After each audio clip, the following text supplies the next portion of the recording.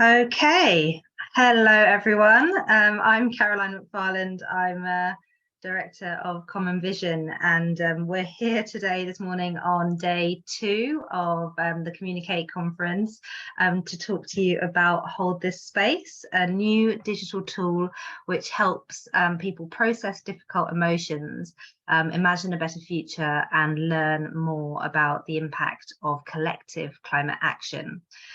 We spent a few months, well, almost a year actually, between 2021 and summer this year, designing this digital platform for young adults who are the group which are most at risk of mental health impacts of climate change. And it's a sort of self-guided online journey which aims to restore hope, agency, and ambition towards a sustainable future. And we'll be speaking to you about the development of the tool and the lessons that we've learned, and what this means for community empowerment and collective action. We'll just do a quick round of introductions, and before we tell you a little bit more. So yes, from my side, Common Vision is a think tank specialising in community listening, deliberative dialogue, and civic imagination. And our mission is essentially to unite people around long-term intergenerational goals and catalyse collaborative action and collective agency. And we've done a fair few bits and pieces, sort of working with young people to facilitate policy dialogue, civic leadership, and public engagement. Oh, sorry. Over to you guys, Emma and Sacha. Thanks, Caroline. So I'm Dr. Emma Lawrance. I'm from the Institute of Global Health Innovation and the Grantham Institute for Climate and the Environment at Imperial College London. And I lead a program called Climate Cares, which is working to both understand and also respond to how our mental health and well-being is intimately interlinked with the climate emergency, both in terms of the impacts on mental health and well-being, but also the way that we're thinking and feeling about it and how that interacts with how we act, and the kind of common causes and common solutions to the conditions that and cultures that create poor mental health and exacerbate the climate emergency, or the solutions that are also win-wins. So I work with other researchers and designers and educators and policy experts to do a range of work, and particularly focused in children and working with children and young people. So I can talk more to that in a bit. My background is in neuroscience and working in youth mental health charities. So I come from a sort of science, psychology, neuroscience perspective, not a clinical perspective. And I will hand over to Sacha. Thanks so much, Emma. I'm Sacha Wright. I'm a 23-year-old Canadian climate activist and a master's student in public environmental health. And I work as the head of research and impact at Force of Nature. As it says on the screen, we are a youth-led nonprofit mobilizing mindsets for climate action. So through our programs, we really look to cultivate individual agency and mindset shifts, hoping to equip people with the tools to create change and build communities at scale. So we work with a couple different sectors. So we support leaders across business, education, policy, and research to really center the voices of young people in delivering intergenerational climate solutions that will ultimately benefit them. Thank you.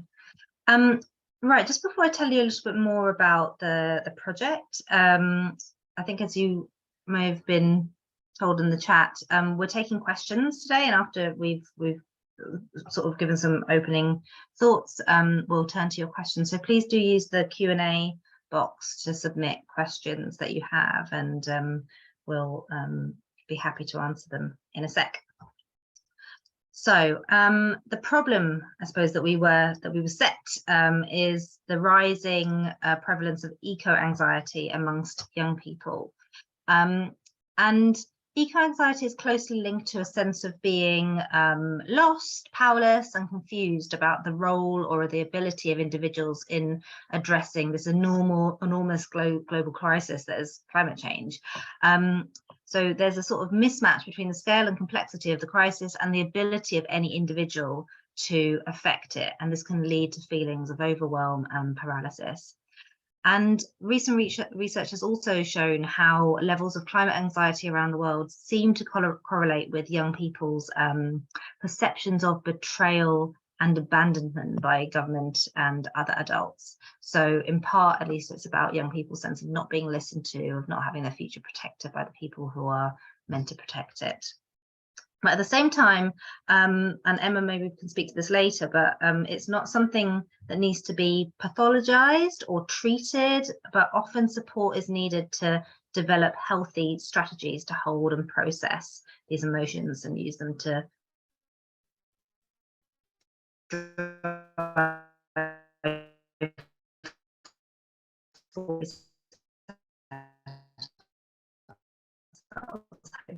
benefit. And in terms of the project development, the project is all about bringing together young people and young adults who are concerned about the environment, alongside climate scientists, science communications experts, psychologists, and others who are interested in supporting those young people to take positive action for the future. So in terms of our activities, we went through a sort of process to co-design and develop a mobile website or self-guided tool, which takes users through the process of emotional reflection, positive imagination, and thinking about climate action, as well as a number of kind of live engagement events, which directly engaged young people in masterclasses, creative activities, and storytelling. So we took a narratives approach to a lot of the work that we did, and we wanted to really overcome a number of dominant narratives about climate change and climate action. One of those being other people don't care about climate change, so sort of a narrative about the continual stories of the inactions of other people or people in power, and that can lead that you're to the feeling that you're alone in your concerns for the environment. The narrative that only individuals' small daily actions can save the planet. So, you know, it's down to you, and only individuals can fight climate change through recycling or energy use or whatever. And that essentially detracts from the importance of larger structural change and kind of collective agency, and makes us feel shame and guilt that we don't do enough. A narrative that it's already too late to avert the crisis. So very fatalistic, you know, the scale of the crisis is too big and too grave, and that sort of fuels self-limiting beliefs about the insignificance of what you can do or the power of what others can do. And then a narrative about eco-anxiety itself, sort of that young people are fragile, snowflakes, and passive victims of climate change. And sort of, as I said, we're very keen not to pathologize or label as a mental illness the power that the sort of emotions that people feel, because they can be used to be, you know, these can be a very healthy response to climate change if young people are given the tools to cope and convert their feelings into action. So in terms of applying narrative change methods, we wanted to tap into shared collective values. So using sort of theories by Marshall Ganz, a US civil rights organizer, about a story of self, a story of us, and a story of now, which links the person with the collective. We looked at ways to join the dots between the individual and the system. So Joanna Macy's Great Turning does this, focusing on the change that is already happening. Despite the barriers that exist, people are banding together and taking action, and they're not waiting for other people to step up, they're doing it for themselves, that sort of thing. And then activating hope as a basis for action. So sort of countering the dominant model of fear-based messaging, and using hope-based communication. So the idea that we need to do what we want to see, and hope is a state of doing, not just being, and that gives us hope. Doing action gives us hope. So the user journey that we designed around this digital platform is a 3-step journey, co-produced with young people and climate scientists, and using insights from behavioral science, psychology, and neuroscience. The first stage is about reflecting on your emotions, and users are guided to explore their personal feelings and understand what has sort of influenced their emotions towards climate change. On the website, this is done through dynamic content, like listening to audio files as someone else articulate their emotions, followed by reflective, interactive exercises. Imagine is step 2. So imagine the future that we could have, sort of if we all took sort of climate action. But I think quite unique to this project is we use the knowledge and the some case studies based on scientific developments today. So users will hear scientists talking about their work and then talking about how that could lead to a more positive future. And then finally, the third stage is about acting. So prompting people to think of the ways that they already engage in climate action in the present day, and understanding how your actions fit within a systemic or collective picture. So yes, just to summarize, that's unlocking the power, the positive power of emotions, visualizing a different future based on science and evidence, and connecting with climate action and with others. That's just a quick screenshot of the final product. Please go and have a look. It's www.holdthisspace,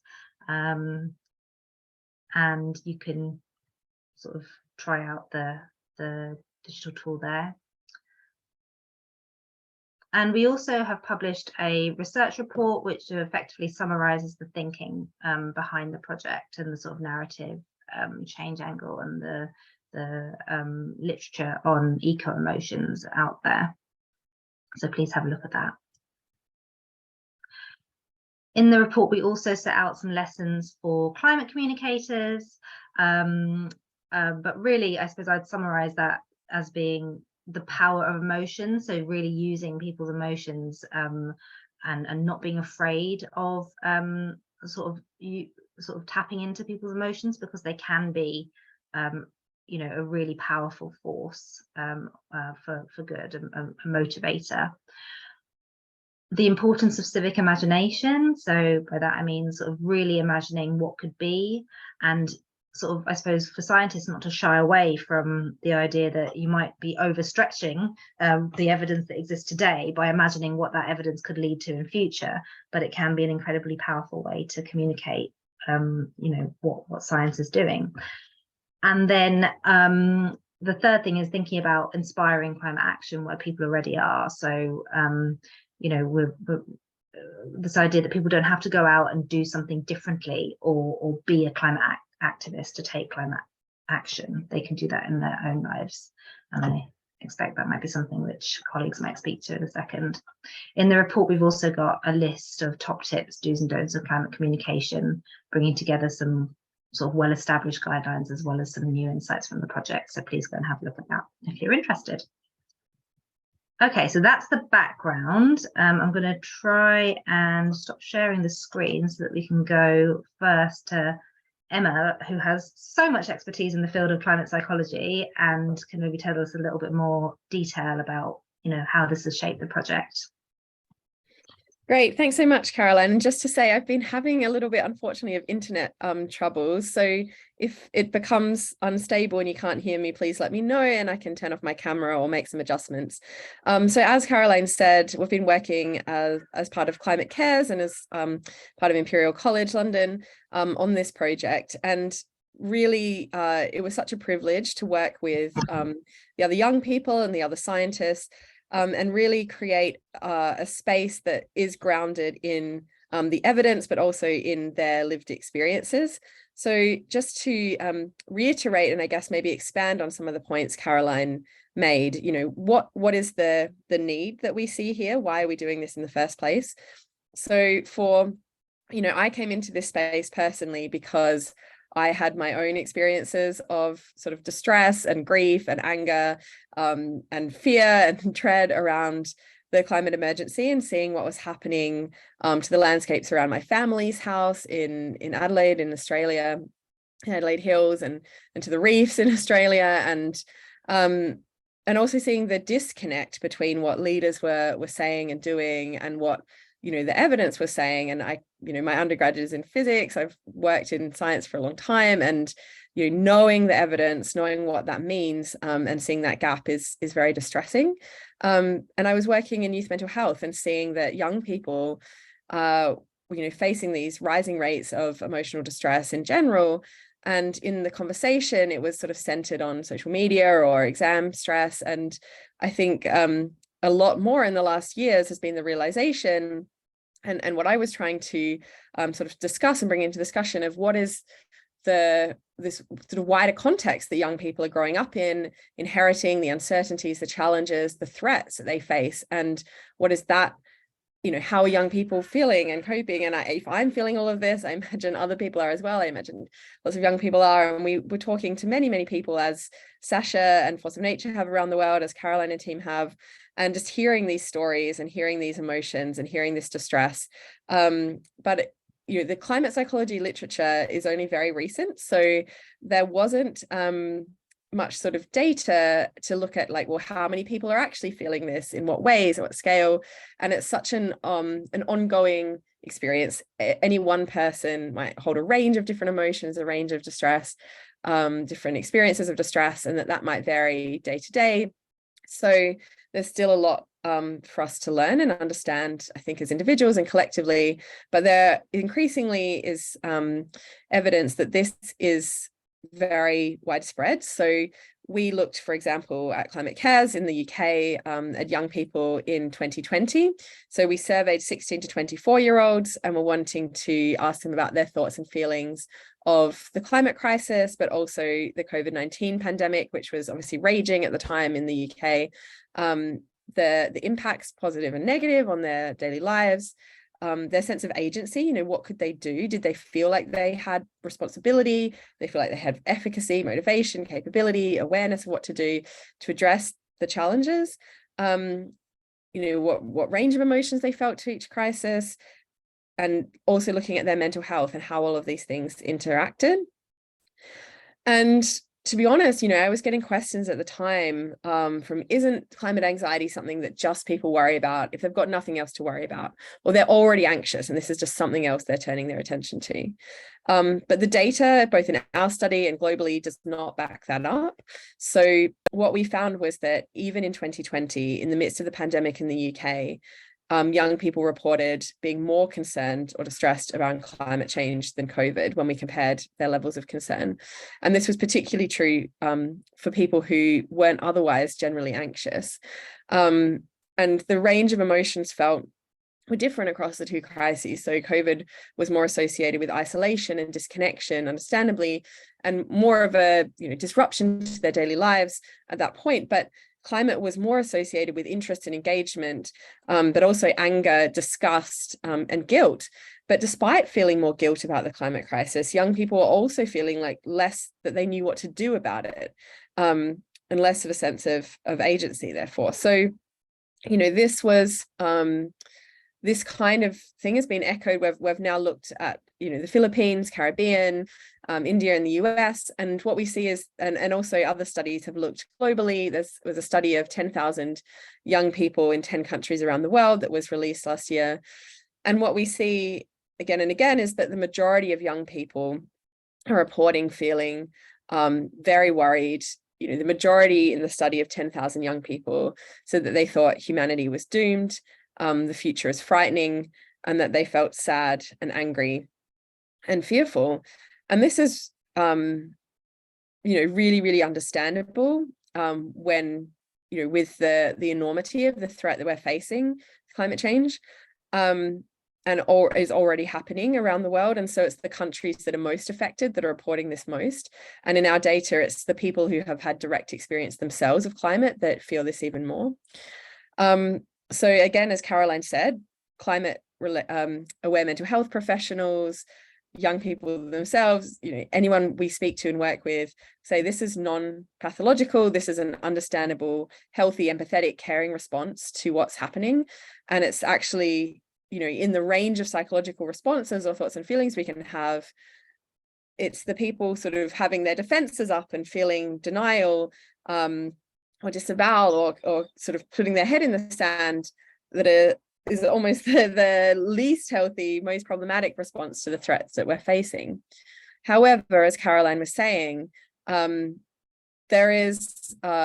is an ongoing stressor, and people have even named it mental health, climate aware mental health professionals, as child abuse or intergenerational trauma and injustice of children and young people inheriting this crisis that they haven't caused. And so, there is obviously a real need for leaders to step up and take action, but also to provide spaces where young people and anyone can voice the experiences that they're having, and learn appropriate coping strategies, but also to work towards the collective future that they want to see. Because what we also hear from young people is that, and Sacha can speak more to this, as the co-author of a paper by 23 young people around the world that we recently published in the International Review of Psychiatry, young people still have hope for a radically more compassionate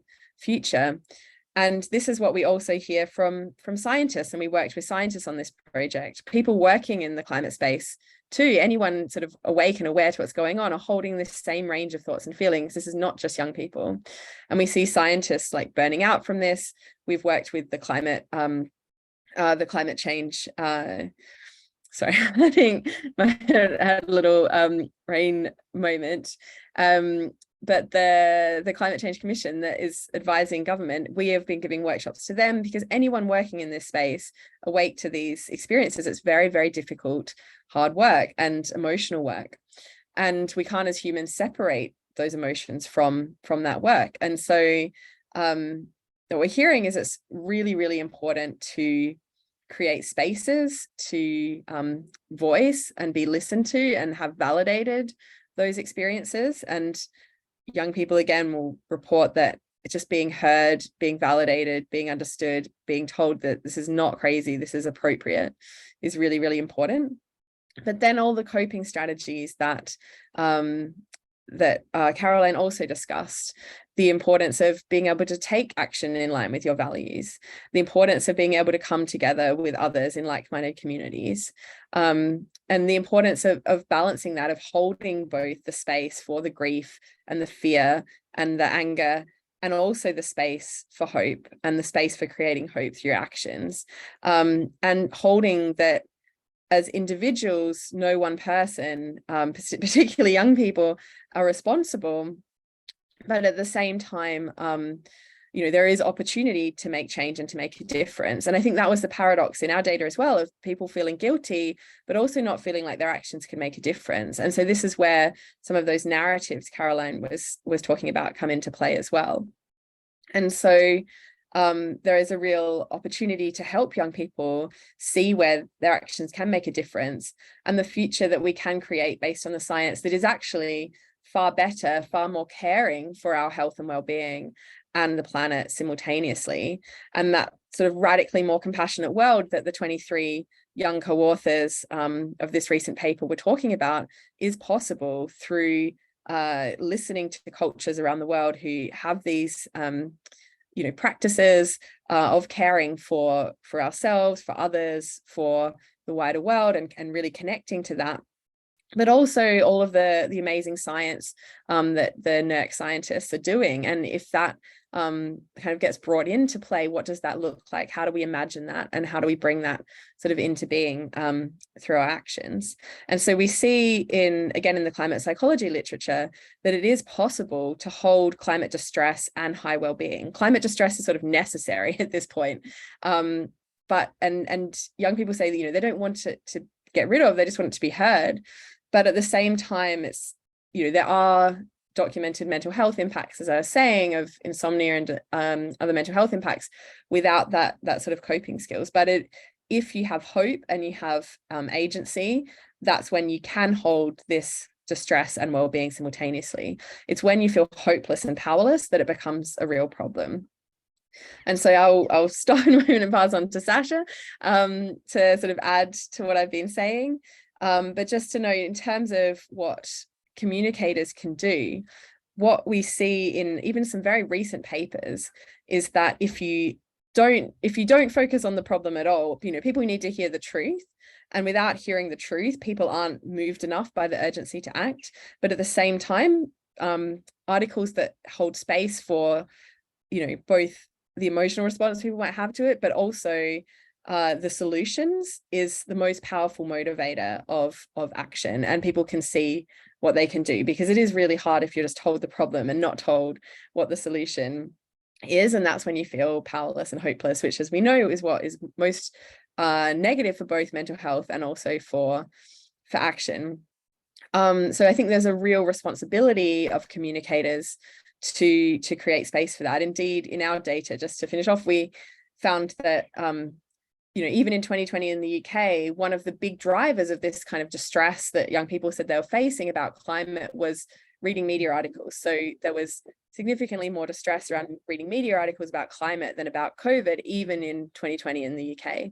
And so there is a big responsibility of communicators to, you know, put that space for those, you know, understanding that there might be an emotional response to that, and sort of naming that, acknowledging that, holding space for that, and also providing these visions of the future and those solutions, and lifting up the amazing work that's being done, the amazing mobilization and connection of people that's happening as well, and the wonderful work of scientists who are making difference.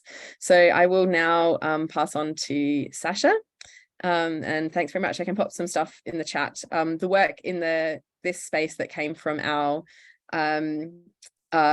co-designed guided journal, which we co-designed with 10 young people across the UK to go through this kind of same journey that the website does, but in a journal form, which young people have also said is hugely beneficial to them.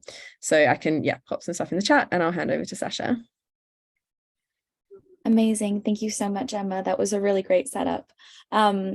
I was just about to say, I'm Sacha, I'm a 23-year-old Canadian climate activist, and I realized when I started working on this project, I was actually 21.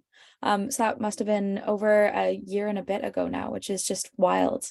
As I said, I'm a master's student in public environmental health, and I work as the head of research and impact at Force of Nature. I always say this is kind of a fancier way of saying that I speak with other young people who are scared witless about the climate crisis, and create an invitation for them to explore the messy, often contradictory emotions, fear, urgency, outrage, courage, despair, numbness, motivation, hope, all of them that arise when we think about the climate crisis. I can only speak from my personal experience and from the lessons that I've learned in conversation with my peers and with other young people, thousands of whom we've had the opportunity to talk to over the past years. So I was incredibly fortunate to be able to work with Caroline and Emma on this wonderful project, as well as a really wonderful and many discipline network of contributors and collaborators, including those scientists and those young people. I also feel, and I feel it's important for me to acknowledge, the immense amount of privilege that I've been given in having the chance to speak with so many other young people and really tap into the reservoirs of active resilience that exist in the face of a rapidly changing world. So I'm going to speak a little bit today just specifically about the role of young people in creating this project and why it was important to center their voices, as well as the methods that we used to really make sure that it was truly participatory instead of just a tokenization. So for a little bit of background, at Force of Nature, we do research as a part of our activities, and our most quoted statistic is 70% of young people feel powerless in the face of climate change, and only 26% feel like they're able to make a meaningful difference. And, you know, if you open the news today, it's full of increasing stories of flooding in Pakistan, coral reef bleaching, wildfires in Greece, and on top of that, leaders with a very impressive fluency in denial. So naturally, we see eco-anxiety on the rise. I'm really thrilled to see that eco-anxiety is coming to the forefront of the conversation. And I do think that, yes, we need to talk about why fear for the future of the planet is so stigmatized that we need to have this name for it. When we fear for things like our finances, we don't necessarily call it finance anxiety. And when we fear for our water, we don't really call it water anxiety. We call it what it is. And yet climate activism has been sort of sequestered in a corner and not integrated into our minds and hearts in the same way. So we know that it is a normal and a rational response to the depth of the crisis. And while this is a new name, it is in fact something that communities around the world, it has been their lived experience for years, and they have developed their own methods of coping. So to kind of round that off, the issue is not that we are anxious, as Emma alluded to. The issue is really how we hold these feelings, the judgment we place on them, and then subsequently what we do with them. And as mentioned before, many of the most difficult emotions related to climate change for those most affected, and young people among them, come not just from or even mostly due to the depth of the crisis, but rather from the perceived inaction that we see from people in positions of power, sort of a feeling of impotence that comes from being stigmatized, gaslighted, and discredited for feeling so strongly about it. You know, we're not being met with the same urgency and vulnerability from decision makers and policymakers. And I think that this is really a key driver of eco-anxiety. So, you know, we have good reason to be anxious. And I think that this is, as I mentioned, exacerbated by sort of the arsenal of techniques that are employed by companies who possess the majority of power, that have really encouraged us, or duped us, I should say, into tackling climate change as individuals.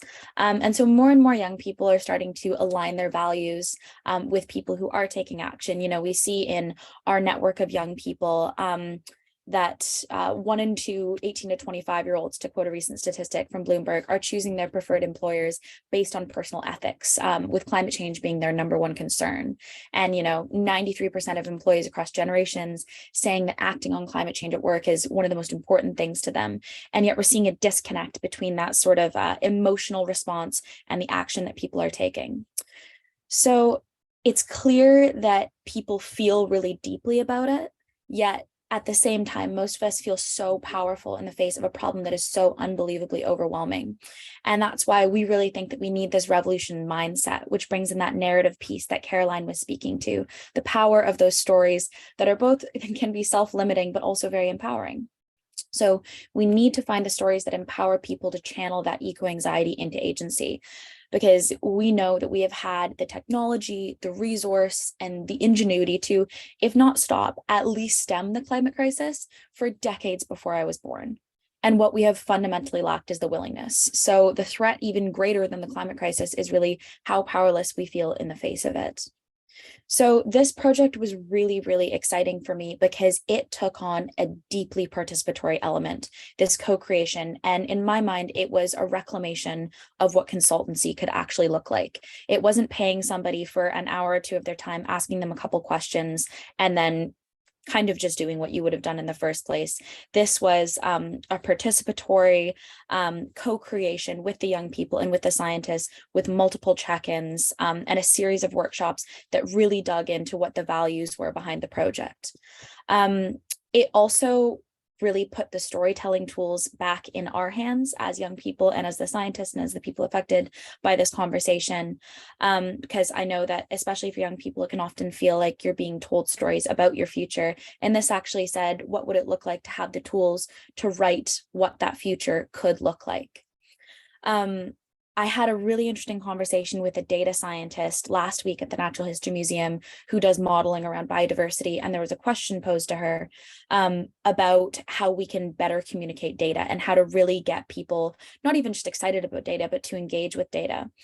And she said that people respond best to information about data when they can take part in sort of revealing what the data is. So instead of just having like a sheet of charts or graphs, you would actually have a model where people can manipulate it. They can see what happens. They can say, okay, if I stop eating meat, what's going to happen to this? If I start riding my bike, what's going to happen to this? And it makes them feel involved. And so for this project, it was really important for us that it wasn't just, you know, a website that people would go to and look at a big sheet of text, but rather it was somewhere where people could actually go and engage with the information and feel like they had the agency, like that agency was actually baked into the user experience, rather than just being sort of an abstract concept that we spoke about. So the background of this project is really to challenge this idea that the world has told us, or that at least my society has told me, which is that we need to shift away from or suppress emotions. And it's actually moving towards creating space for these feelings, but then critically being equipped with the agency to decide what emotions we want to carry forward and which we want to leave behind. And I think we all know that we can't really ignore the plight of our neighbors, human, non-human, for whom the climate crisis is daily reality. And it's going to require us to open our minds and hearts to a really difficult, scary reality of the situation in order to respond with the urgency and scale required, but also the imagination and the love and the creativity to really see those solutions through. So just to cap it off, we had a bunch of lessons from this project that I think were really important. The first is that we're not going to get out of this mess with the same people and the same voices and the same thinking that got us into it. So really bringing in new voices to the spaces and centering the experience of those who have the capacity to disrupt incumbent and broken systems of power. The second one was that we have to break down the individualism of the climate movement and connect people to each other, kind of shifting our concept of environmentalism from me to we. And the third being that everyone is needed in this fight, which is why climate action must center climate and environmental justice, and also why we don't need more people reduced to a set of averages, but we actually need to put the tools in their hands so that they can show up in their own messy, imperfect, and deeply unique ways. So we talk so frequently about what the problems are and what we don't want, but we so rarely consider what we are fighting for and what better looks like.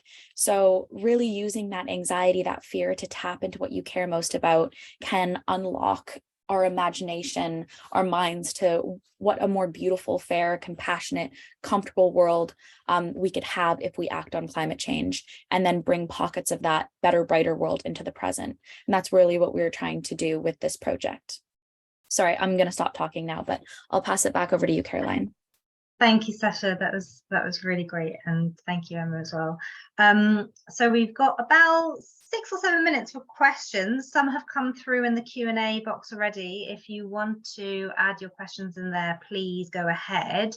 Although we've not got much time to speak to them, we've been busy sort of answering them in the chat, in the Q&A box. So yeah, we can try and field those all between us, even if we don't speak to all of them. A really interesting question came in from Ben from DEFRA about, perceptions of betrayal and what that means, sort of, because when you're working as part of the civil service, you need to be sort of political, bound by political neutrality. And that reminded me that I completely forgot in the opener to mention that this project was funded by NERC, the National Environment Research Council, part of UKRI. So we did have those kind of sort of issues, to make sure that this wasn't all about calling out other people, government, or certain political parties, but sort of, trying to make space for people to think about these discussions and positive solutions. And yeah, I was just saying, maybe in shorthand, read the Hold the Space research report for how we maybe navigated that. I think it also relates to Kit's question about civic imagination, because I think you can focus on the negatives a lot when you talk about this stuff with young people, and I think you do have to make that, hold that space for people to surface those emotions. But it's the positives, as Sacha has just said, it's the positive stories, it's rewriting the future and stuff like that, that also really, really helps people and generates the most kind of productive, ambitious conversations. Go on, Emma. Oh yeah, thanks, Caroline. Yeah, I mean, I completely agree, and that was a brilliant answer. I just wanted to add, in terms of the politics, I mean, I think that more and more scientists, health professionals, people, stakeholders across the spectrum that I work with and talk to are starting to say, we need to actually name what's going on. You wouldn't talk about, increasing rates of lung cancer or something without talking about, tobacco as a cause. And it's kind of mad to talk about the climate crisis without talking about that the climate emergency is caused by burning fossil fuels. And that's just a scientific fact. It's not political, and we need to sort of I think not shy away from naming things as they are without, and sort of disconnect that from any political agenda. It's kind of become political almost in some spaces to sort of name the science, but it is the science of that. And even I think to also bring, even if we didn't have a climate emergency, air pollution is killing, 7 million people plus a year. It causes huge physical and mental health impacts that are unequally experienced. And so I think, I just wanted to say that there are ways to kind of name the problem, name the solutions without getting into finger pointing in a political sense. And I think naming the betrayal young people feel also isn't political. There's across the political spectrum, there is that sense of betrayal.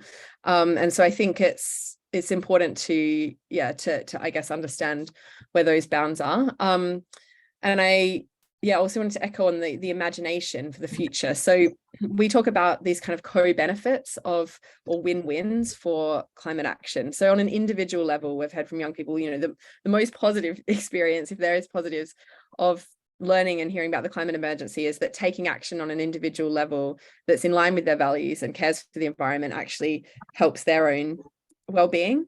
But we see this in collective action, and we see this in the systems changes we need. So if we have more green space in our societies, if we have more active transport, if we have less air pollution, if we have more connected communities, these things are what we know, what we call the social, environmental, economic determinants of what create the conditions for well-being. They actually create the conditions for human flourishing, and they're what we need to get out of this situation. So it's showing that, it's that sort of, there's cartoons that have been going around for a while of like, what if this climate thing is just a hoax and we create a better future for nothing? And so I guess it's that point that even in the context of the climate emergency or not, the things we need to do to solve it are the things that help human health and well-being anyway. So I think it's highlighting that huge range of multiple benefits across systems can be and what that future looks like can be very powerful. But the narratives that we hear help people is this sense of that you can hold both and create that space for that sort of paradox, as we keep coming back to, not that black and white thinking, but holding the shades of gray, holding that, it's not we're not going to win or lose. It's just that every bit that wherever we are, there's a better and a worse future possible. And every bit, every individual, every group, every society is shifting towards that better future is an important part. So we have to get out of binary thinking, and we have to embrace this more complex system thinking, and that, there is a lot of stuff to grieve, a lot of stuff that we're losing. It's really scary, but there is always a better path to be pushing for. There's no point where we just give up, because there's always a better and a worse path forward. Thanks, Emma. We have 1 minute left. So Sacha, do you want to take the final minute to add anything or answer any of the questions? I think if there's a particular question that you think is important, I can answer it. I would love to just speak to what Fergus has said. He said, what is the next chapter in this story? We can establish that young people are rightly anxious and suffering over the crisis. Is the next chapter about activism and action? If this isn't about individuals, is it not inevitable that the narrative heads towards politics and government? I think that this is a really important consideration, and something that I think I've been reflecting on a lot recently when it comes to individual action and systemic change. And I think that it's actually not about, saying not individuals, only systems, or not systems, only individuals, but rather looking at methods of collective action. And I think that that's really powerful, because it also means that your responsibility to take action is proportional to your power. So if you have an enormous amount of power, if you wield enormous power and influence, your responsibility to use that for positive, methods of action and change is enormous as well. If you are in a position where you are worried about the cost of living crisis, if you have things on your plate, if you are struggling to be happy and healthy in the world as other people are, then your responsibility is also proportional to your power in that situation. So I think that this point of agency is really about claiming that power. And if you are an individual, taking action in ways that can lead to collective action, which then leads to systemic change, and holding people in big positions of power account for that. And I think that especially the point around young people is creating spaces where there's visibility for that, so that you don't feel isolated and alone and like you're the only person swimming in an enormous tide that's railing against you. Thank you so much, Sacha. I think that's all we've got time for. We've gone over time a little bit. So thank you so much for joining us, everyone, for your interest in the project. Please go to www.holdthis.space and try out the tool for yourself. You don't have to be a young person to try it out, and share it with your networks and add it to your resource list and get the word out there so that other people can benefit from it too. Thank you again.